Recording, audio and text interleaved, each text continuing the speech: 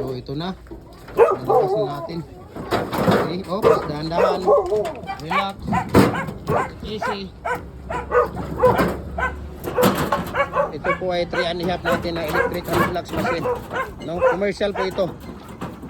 Ayan, so galing dito sa ating tawag dito sa ating fabrication.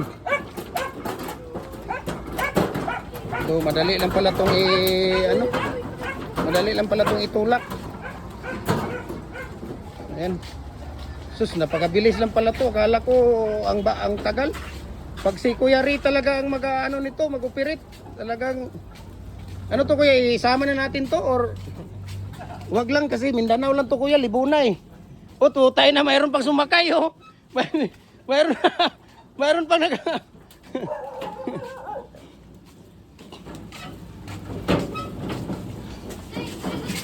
Ayan, so kakarga natin dito sa pick up niya.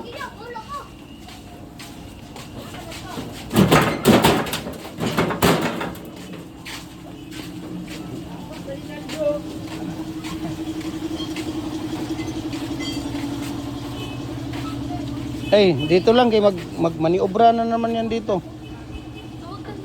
Magmaniobra yan sa mamaya. Ayan.